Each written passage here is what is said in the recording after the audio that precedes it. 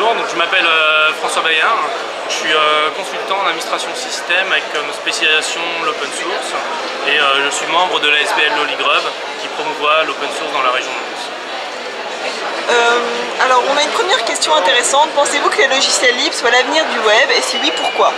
Alors je pense que c'est l'avenir du web, oui, parce qu'en fait c'est déjà le web à l'heure actuelle, c'est-à-dire à 50-60% facilement du web fonctionne grâce aux logiciels libres.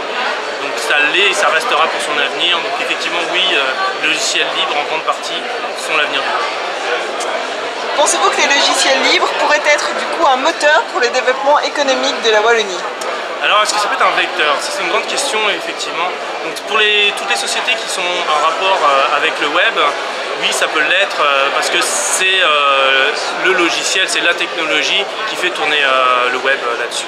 Ensuite, pour toutes les sociétés innovantes ou qui veulent travailler dans la recherche ou les sciences, c'est toujours plus simple d'utiliser des logiciels qu'on maîtrise entièrement et qui vont permettre une certaine recherche et développement, créativité plus poussée. Et c'est aussi les vecteurs utilisés par exemple par les grandes écoles, les universités.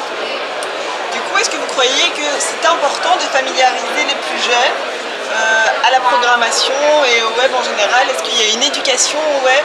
Il y a une éducation web, il y a une éducation à l'informatique, effectivement d'indiquer aux jeunes que tout n'a pas été créé, qu'il faut encore en créer tout le temps, que ça a toujours été marché ainsi. C'est le cycle de vie de l'informatique.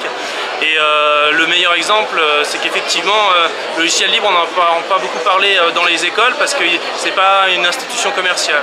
Si les sociétés de logiciels propriétaires font du lobbying auprès des écoles, c'est effectivement que c'est important d'éduquer les étudiants là-dessus. Et c'est donc quelque chose qui manque en termes de logiciels libres dans les écoles.